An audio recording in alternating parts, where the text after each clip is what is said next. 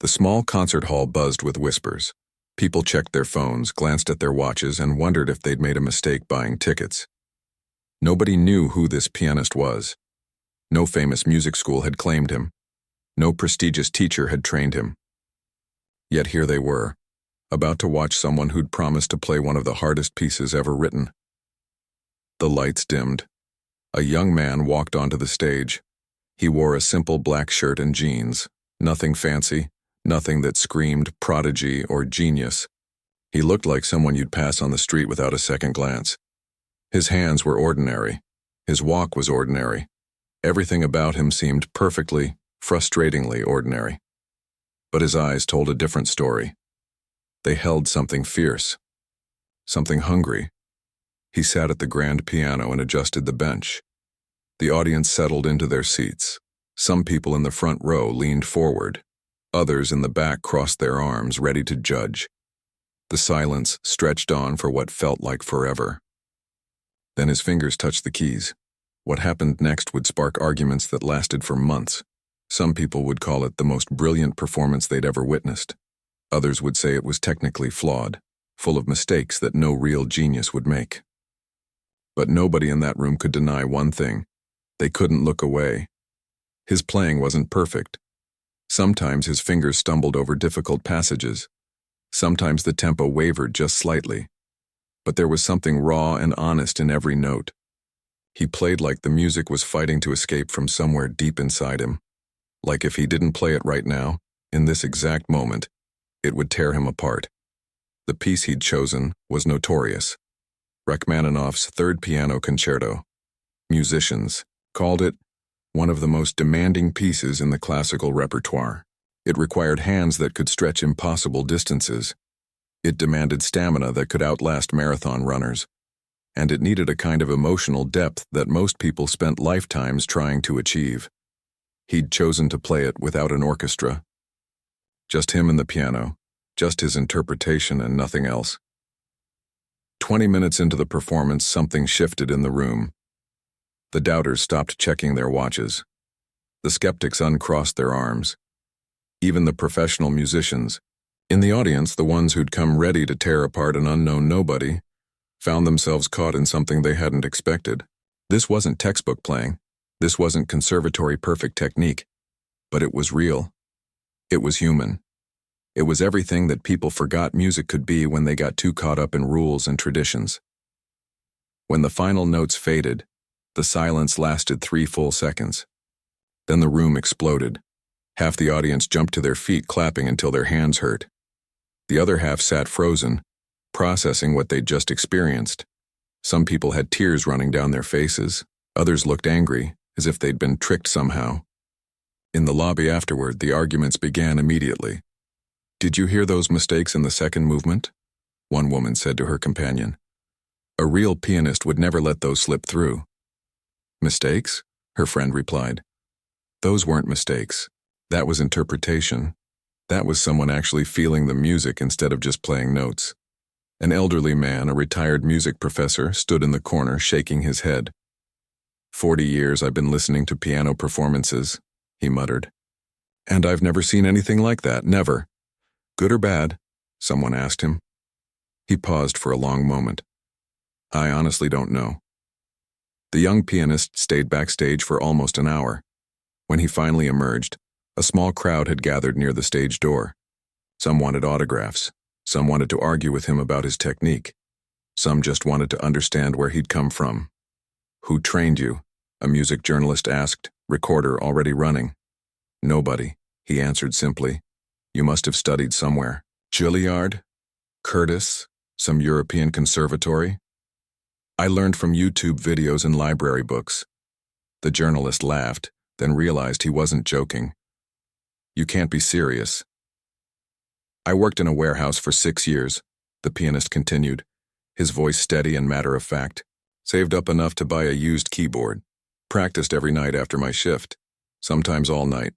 Then I'd go back to work the next morning." "That's impossible," someone in the crowd said. "You can't reach that level without proper training." He shrugged. "I just did." The story spread fast. By the next morning, video clips from the performance were all over social media. The comments section became a battlefield. Classical music enthusiasts argued with casual listeners. Professional musicians debated with self-taught players. Everyone had an opinion. "He's everything wrong with modern music culture," one famous pianist wrote. "Technique matters. Training matters. You can't just feel your way through Rachmaninoff." "He's everything right with modern music culture," a popular music blogger countered. Finally, someone who remembers that music is supposed to move people, not just impress them. A major concert venue in the city offered him a slot for a full recital. A record label wanted to sign him. A documentary crew started following him around. Suddenly, this unknown warehouse worker who'd taught himself piano was everywhere. But not everyone was celebrating. The classical music establishment, the gatekeepers who'd spent decades protecting the purity of their art form, saw him as a threat. If someone with no formal training could captivate an audience like that, what did it say about the expensive conservatories? What did it say about the years of rigorous study? What did it say about everything they'd built their careers on? "He's a pretender," a renowned conductor told a newspaper. "A lucky amateur who happened to have one good performance. Give him 6 months. He'll disappear like all the other viral sensations." But others weren't so sure. A famous concert pianist, someone who'd performed in every major hall in the world, watched the videos over and over. Finally, she made a public statement that shocked everyone. "I've been playing piano for 50 years, she said. "I've worked with the greatest teachers. I've studied the greatest techniques. And watching this young man play, I felt something I haven't felt in decades. I felt like I was hearing music for the first time again." The young pianist himself seemed almost confused by the attention. In interviews, he spoke simply and directly. He didn't use fancy music terminology. He didn't name-drop famous composers or performers.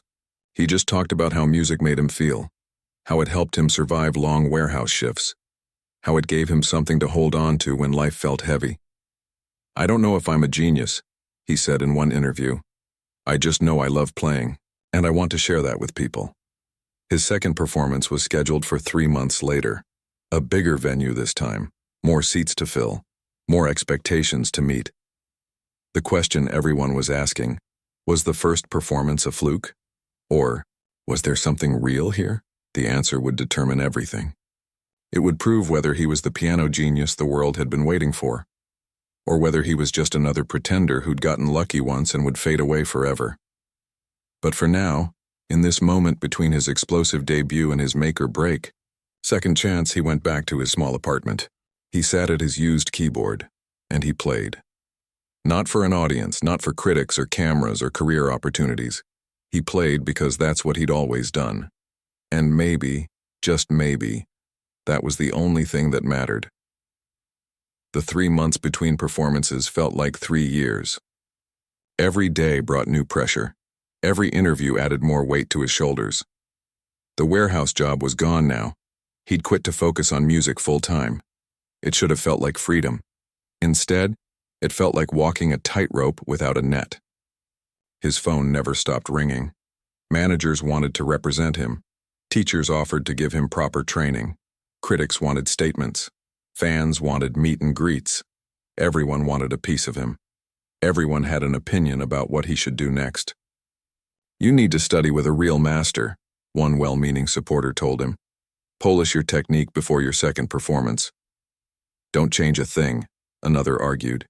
"Your raw style is what makes you special." He listened to all of it, and none of it, because deep down, he knew something that nobody else seemed to understand. He hadn't learned to play piano to become famous. He'd learned because music was the only thing that made sense in a world that often didn't. But doubt crept in anyway. Late at night, alone with his keyboard, he'd play passages from that first performance. Were those really interpretive choices? Or were they just mistakes he'd convinced himself had meaning? Did the audience love his playing? Or did they just love the story of an underdog? The questions haunted him. They made his fingers hesitate on keys that used to flow naturally. They made him second-guess every choice, every note, every breath between phrases. 2 weeks before the second performance, a video went viral. Someone had dug up old footage from 5 years ago. Him at an open mic night at a local coffee shop, playing on an out-of-tune upright piano that looked like it had survived a war. The performance was rough. Really rough. Wrong notes everywhere. Timing all over the place. Nothing like the confident player who'd stunned that concert hall. The comments section exploded with mockery. "This is your genius?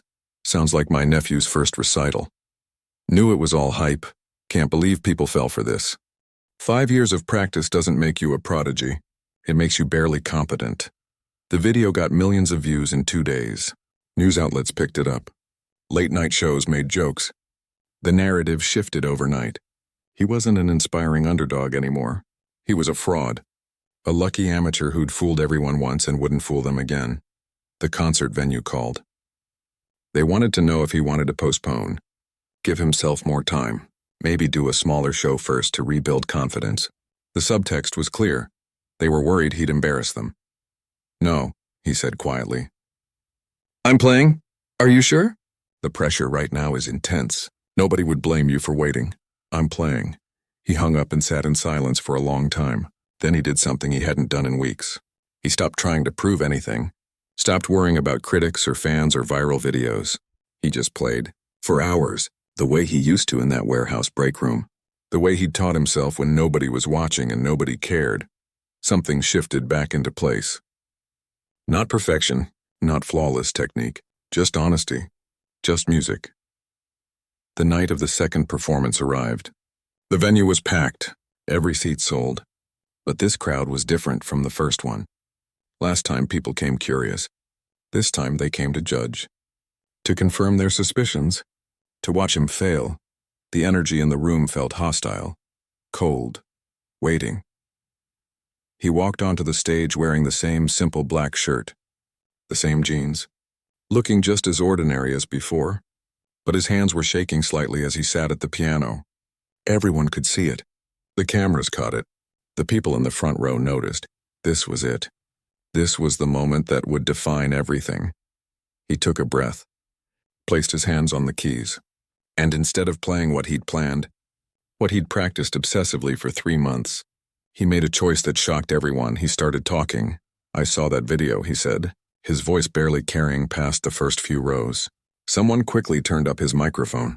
The one from 5 years ago. "Yeah, I was terrible. I sounded like someone who had no idea what they were doing." "Because I didn't." The audience shifted uncomfortably. This wasn't how concerts were supposed to go. "I learned to play piano because I was lonely," he continued. "I worked night shifts at a warehouse. Barely spoke to anyone for days at a time. The silence was killing me. So I bought a cheap keyboard and taught myself to play. Not because I wanted to be great, just because I needed something that felt alive." His voice got steadier as he spoke. "That first performance, I wasn't trying to impress anyone. I was just playing the way I'd always played. For myself. For the music. And somehow that connected with people. I still don't fully understand why." He looked out at the sea of faces. "But then everyone started telling me what I should be. What I should do. How I should play. And I forgot the only thing that mattered. I forgot why I started." He turned back to the piano. "So tonight I'm not trying to prove I'm a genius. I'm not trying to prove anything. I'm just going to play. And if that's not good enough for you, that's okay. It's good enough for me." The silence in the hall was absolute. Then he began to play. Not Rachmaninoff this time. Not some impossibly difficult piece meant to showcase virtuosity. Instead, he played something he'd written himself. Something simple, something that sounded like loneliness and hope and long warehouse nights, and the first time music made him feel less alone. It wasn't technically impressive. Any conservatory student could have played the notes. But the feeling behind it, the raw humanity in every phrase, hit differently. It felt like listening to someone's diary, like being invited into the most private corners of another person's heart. The piece only lasted 8 minutes. When it ended, nobody moved. Nobody clapped. For a moment, he thought he'd failed completely, made a fool of himself, proven all the doubters right. Then one person started clapping, then another, then a few more. It wasn't the explosive standing ovation from last time. It was quieter, more thoughtful, but somehow deeper. He played 4 more pieces that night. A mix of classical works and his own compositions. Some performances were better than others.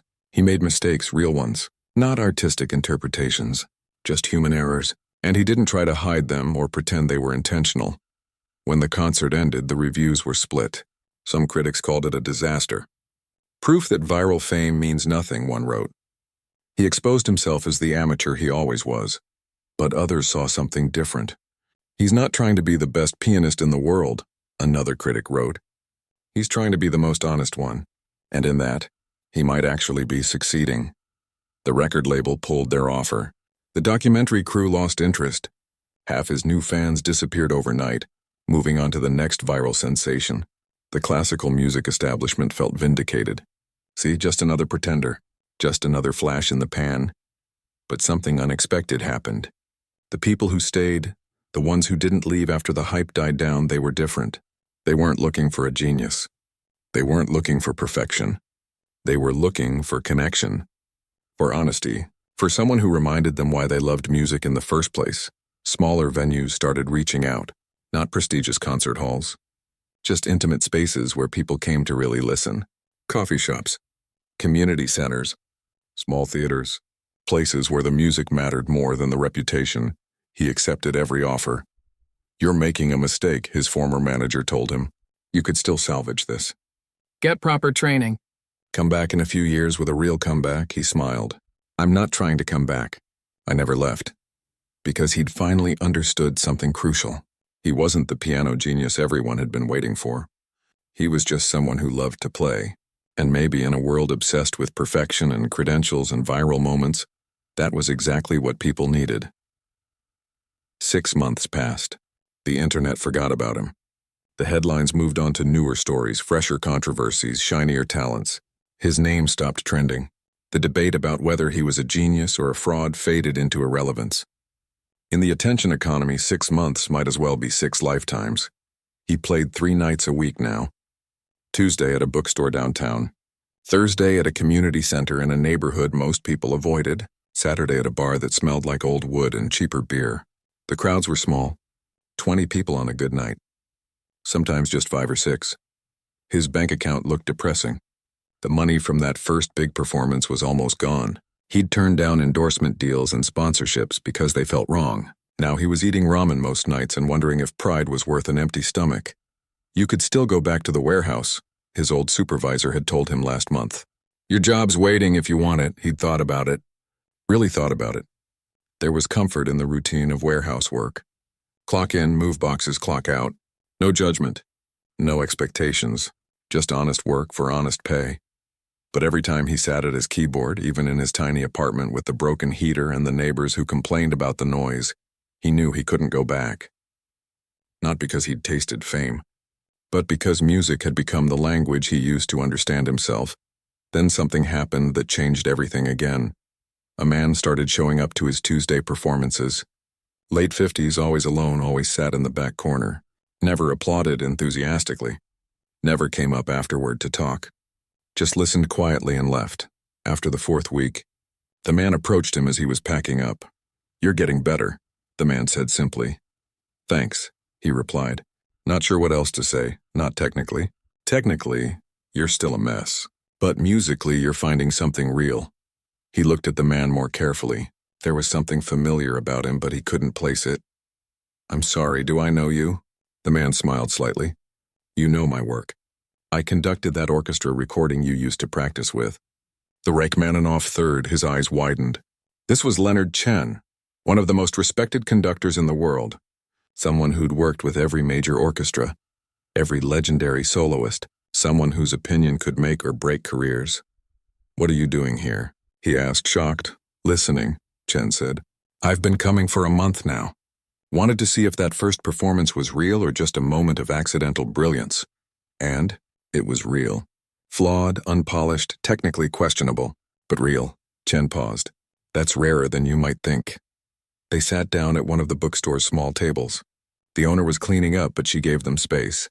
"I've spent 40 years in classical music," Chen continued. "Worked with the best trained musicians in the world. Perfect pitch. Perfect technique. Perfect everything.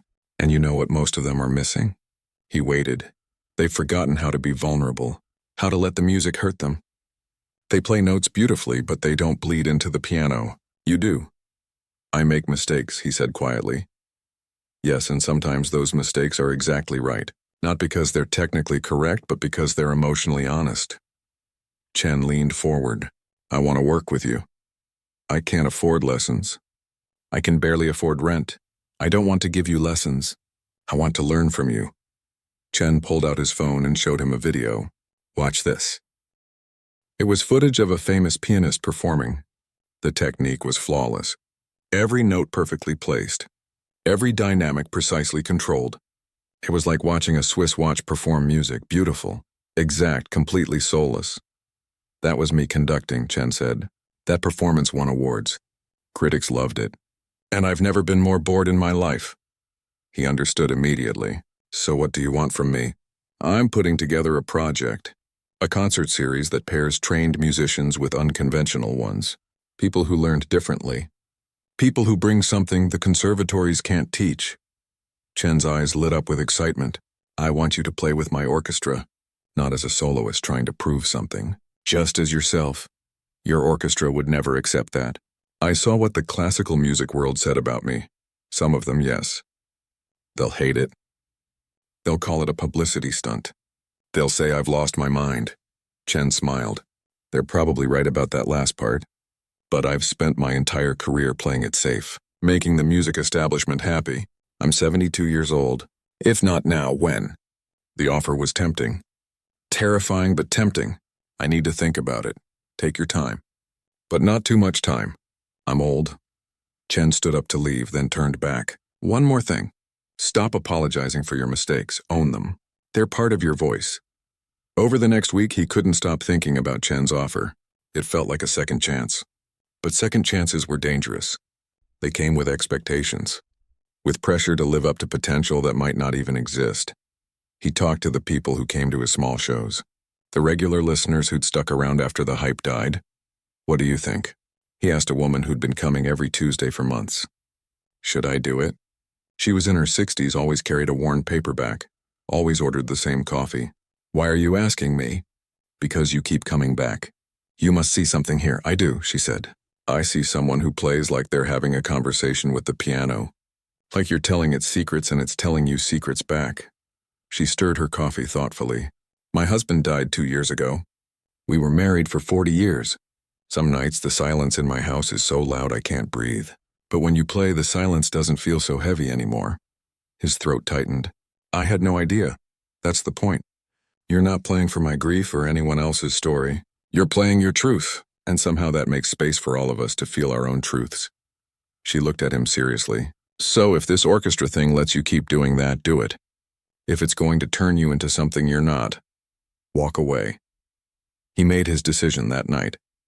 3 weeks later, he stood backstage at a concert hall. A real one this time.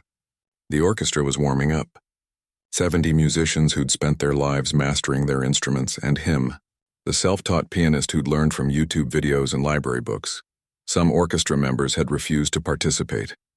They'd made public statements about maintaining standards, about not degrading classical music with stunts. The second-chair violinist had quit in protest, but others were curious. The principal cellist had watched all his videos. The timpani player had come to one of his bookstore performances. They didn't know what to expect, but they were willing to try. Chen walked over, looking nervous for the first time. You ready? No, he answered honestly. Good. If you were ready, you'd be thinking too much. Chen smiled. Remember, you're not here to impress them. You're here to remind them why they fell in love with music in the first place. The curtain rose. The audience was different from his small venues. These people paid serious money for serious music. They expected excellence. They expected tradition. He walked out to scattered applause. Polite but uncertain. Then Chen raised his baton. The orchestra began, and for the first time in his life he wasn't playing alone. He was part of something bigger, something that required him to listen as much as play, to blend as much as stand out. The piece Chen had chosen was interesting. Not a traditional concerto. Instead, it was a modern composition that left space for improvisation. Structure and freedom mixed together, rules and breaking rules living side by side. When his part came, his hands found the keys, and something magical happened. The orchestra didn't just accompany him. They responded to him. The cellist followed his rhythm. The violins echoed his phrasing. It became a real conversation, not a lecture, not a performance. A conversation. He made mistakes. Of course he did. But the orchestra covered for him, adapted, made the mistakes sound intentional, and when he played something unexpected, something no written score would ever contain, they went with him, trusted him enough to take the leap. The audience didn't know what to make of it. This wasn't traditional. This wasn't safe. This was messy and alive and real. When the final note faded, the silence lasted forever. He held his breath. Chen lowered his baton slowly.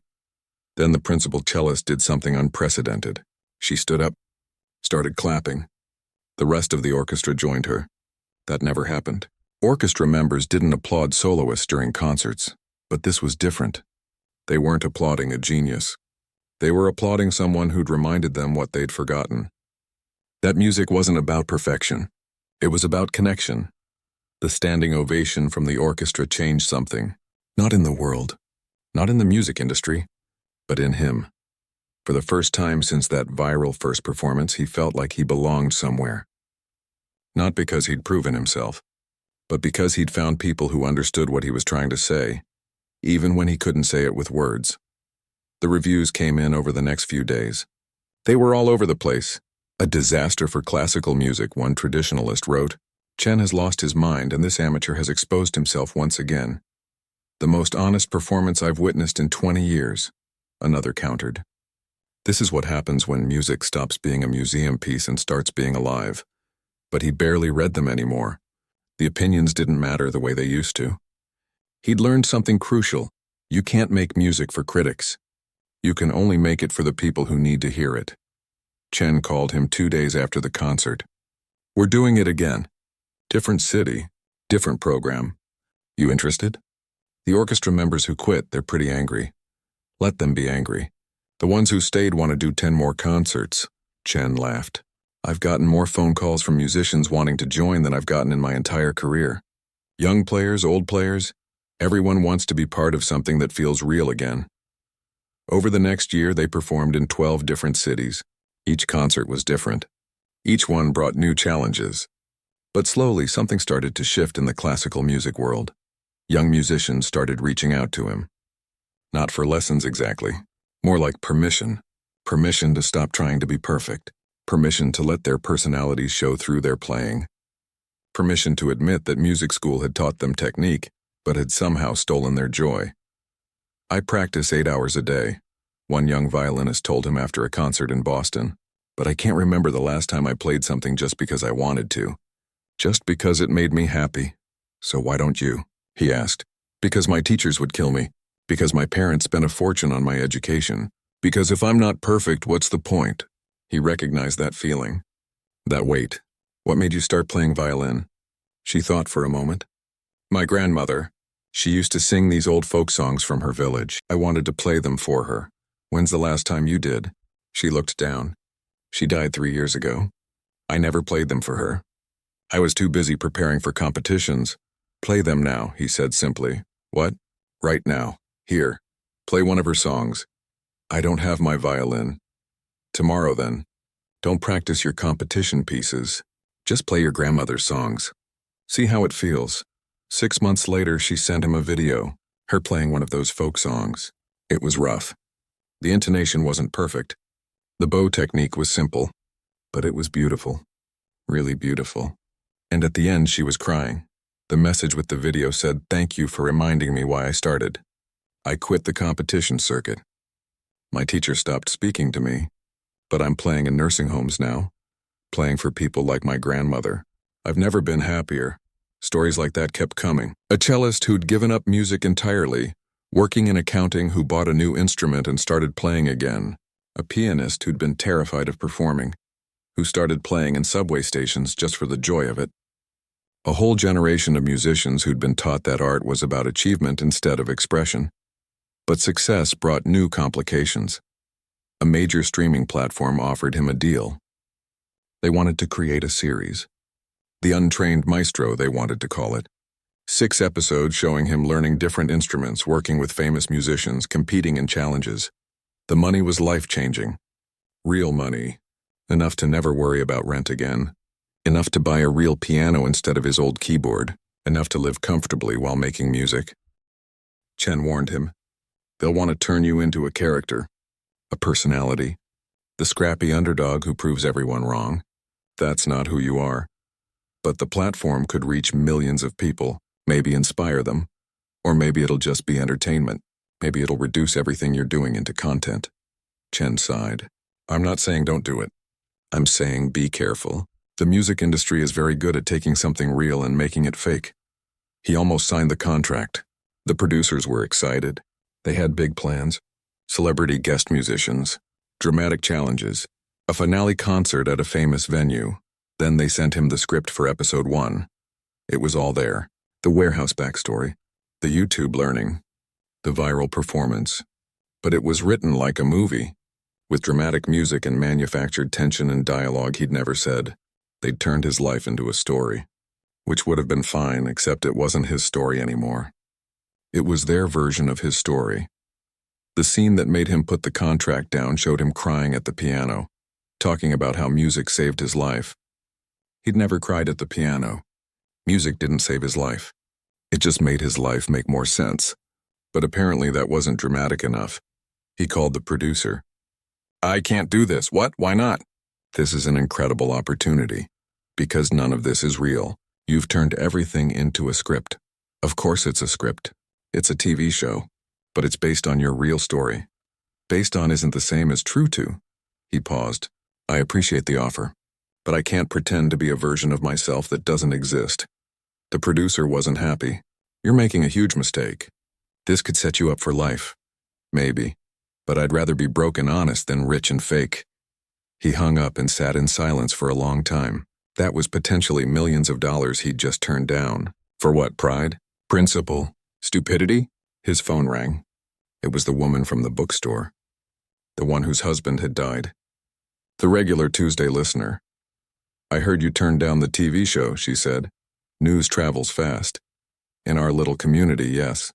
She paused. I'm proud of you. I might have just made the dumbest decision of my life. Or the smartest. Money runs out. Integrity doesn't, she laughed softly. Besides, we're raising money. Everyone who comes to your performances. We're pulling together to help you keep playing without selling out. You don't have to do that. We know. We want to. You've given us something we can't buy. The least we can do is help you keep going. Over the next month, small donations came in. $20 here. $50 there. The bar owner gave him a percentage of increased sales on the nights he played. The bookstore started selling recordings of his performances, giving him all the profits. The community center launched a membership program to support regular concerts. It wasn't streaming platform money. But it was enough. Enough to keep playing. Enough to keep being honest. Chen offered him something else. A teaching position. Not at a conservatory. At a community music school in a neighborhood where most kids couldn't afford private lessons. I'm not qualified to teach, he said. You're the most qualified person I know. You understand something these kids need to learn before they worry about technique. Chen handed him the information. These students, they don't need another teacher telling them they're not good enough. They need someone who shows them that music belongs to everyone, not just the elite. He started teaching 2 days a week. Kids aged 8 to 18. Some had natural talent. Some struggled with basic rhythm. But all of them had something he recognized immediately. They wanted music to mean something beyond grades and competitions. One student, a 13-year-old who'd been kicked out of 2 music programs for not practicing enough, asked him, "Why do you play piano?" He thought about all the complicated answers. The loneliness. The self-expression. The search for meaning. Then he settled on the truth. Because when I play, I'm the most honest version of myself. No pretending. No performing. Just me. The kid nodded slowly. That's why I want to play drums. But everyone keeps telling me I need to read music better first. Practice more. Get serious. Do you love playing drums? Yeah, when I'm playing, everything else goes quiet, you know? All the noise in my head just stops. Then you're already serious. Don't let anyone tell you different. The kid smiled. Really smiled. Then picked up the drumsticks and played. Messy and enthusiastic and completely perfectly real. Watching him, something clicked into place. This was it. This was what mattered. Not concert halls or streaming deals or proving himself to critics. Just passing on what he'd learned. That music was bigger than perfection, deeper than technique, more important than anyone's opinion. He wasn't the piano genius the world had been waiting for. He'd never be that. But maybe he was something better. Someone who reminded people that genius wasn't the point. Connection was. Honesty was. Being brave enough to play your truth, even when your hands were shaking and your technique was flawed and the whole world was watching, waiting for you to fail. That night, he played at the bar. 15 people in the audience. No cameras. No critics. Just music and people who wanted to listen. And for the first time in his life, that felt like more than enough. It felt like everything. 2 years had passed since that second performance. The one where everyone expected him to fail. Time had a funny way of putting things in perspective. The viral videos were buried under millions of newer ones. The debates about his talent had faded into internet history. Most people had forgotten his name. But something unexpected had grown in that quiet space away from the spotlight. The community music school where he taught had a waiting list now. Not because of his fame. That had long since evaporated. But because word spread differently in neighborhoods like this. Parent to parent, kid to kid, someone's teaching music the way it should be taught. Someone's making kids love playing again. His star pupil wasn't the most talented one. A 16-year-old who'd started playing piano only a year ago. Her name was Lily, and she had cerebral palsy that affected her left hand. Most teachers had told her mother that piano wasn't realistic. Too difficult. Too frustrating. Better to try something else, but Lily didn't want something else. She wanted piano. My left hand doesn't work the way it should, she told him in their first lesson. But I can feel the music. I know what I want it to sound like. I just can't make it happen. Show me what you can do, he said. She played a simple melody. Her right hand was confident. Her left hand struggled, hitting wrong notes, missing timing. But underneath the mistakes, he heard something familiar. That hunger, that need to express something words couldn't capture. Okay, he said. Forget everything anyone told you about how piano should be played. We're going to figure out how you play piano. They spent weeks experimenting, modified hand positions, different fingerings that worked with her muscle control. Some pieces they rewrote entirely, shifting notes between hands. They broke every rule in every piano textbook. Her mother watched from the waiting area, crying quietly during lessons. Later, she told him, "You're the first teacher who didn't look at her like she was broken, like she was something to fix. She's not broken," he said simply. "She just plays differently." 6 months into teaching Lily, something happened that reminded him why he'd turned down that streaming deal.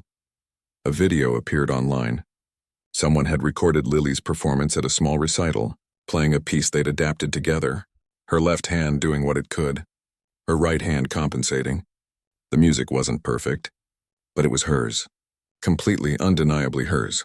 The video went viral. Actually viral. Millions of views in days.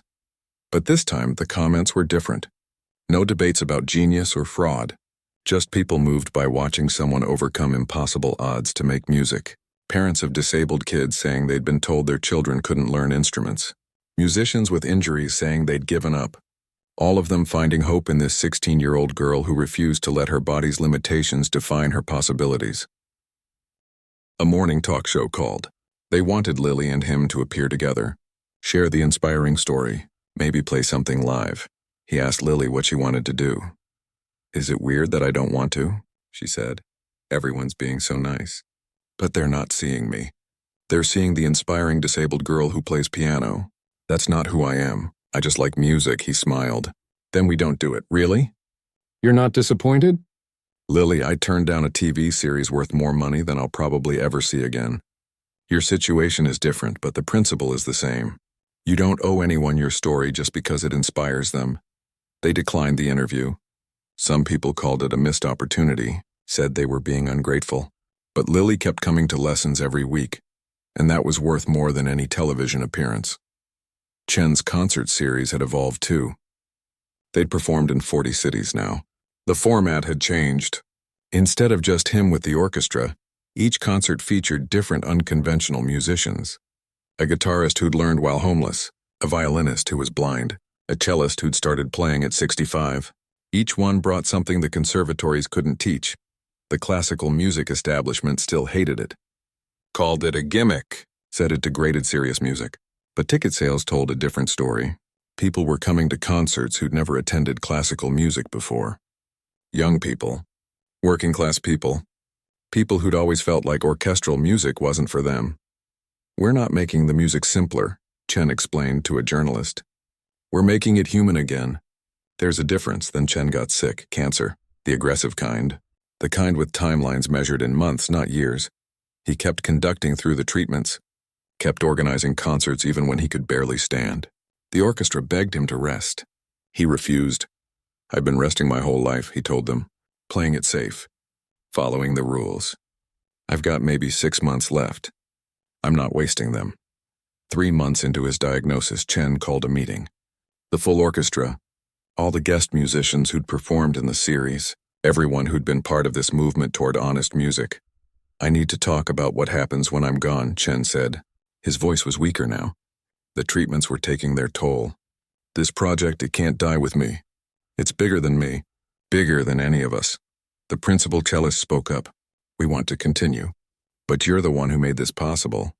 Your reputation, your name, that's what gave us permission to try something different." "No," Chen said firmly. "That's exactly wrong. This works because it's not about reputation or names. It's about the music. It's about honesty."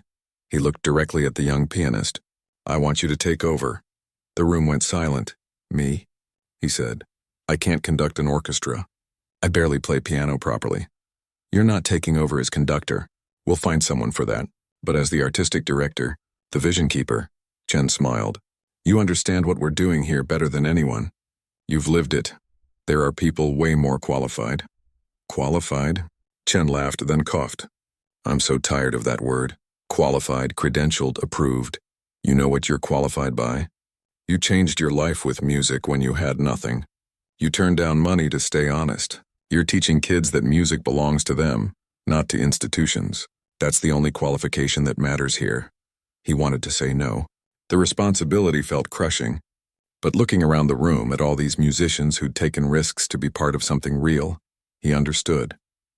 This wasn't about him. It was about keeping a door open.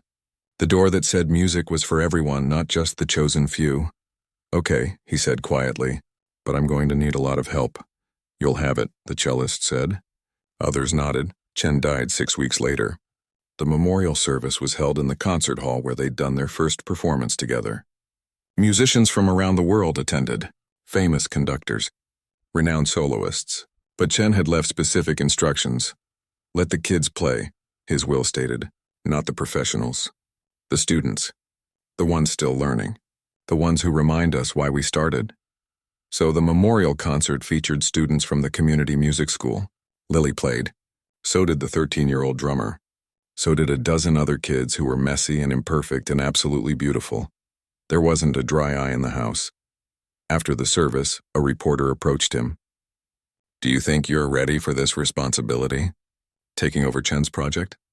He thought about that warehouse worker who'd taught himself piano from YouTube videos, about the viral performance that changed his life, about every mistake, every doubt, every moment he'd wanted to quit. "No," he answered honestly, "I'm not ready. But I don't think ready is the point. Chen taught me that. The point is to show up, to be honest, to remember that music isn't about being the best. It's about being real." The first concert under his direction was scheduled for 2 months later. No pressure. Just the weight of continuing a legacy. Just the responsibility of keeping a movement alive. Just the impossible task of honoring a man who'd changed his life. He practiced every day. Not for perfection. Not to prove anything. Just because that's what he did. That's who he was. 1 week before the concert, Lily asked him, "Are you scared?" "Terrified," he admitted. "Good, that means you care." She smiled. "You taught me that, remember? You said if you're not a little scared, you're probably not doing anything important." He'd forgotten saying that, but she was right. He had said it, and he'd meant it. The night before the concert, he sat at his piano. Not the old keyboard anymore. The community had raised enough money to buy him a real piano. Nothing fancy, but real, solid, honest. He played for hours, not practicing pieces, just playing. The way he used to in that warehouse break room. the way he'd taught himself before anyone was watching. And somewhere in that music he felt Chen listening. Not judging. Not critiquing. Just listening. Just proud.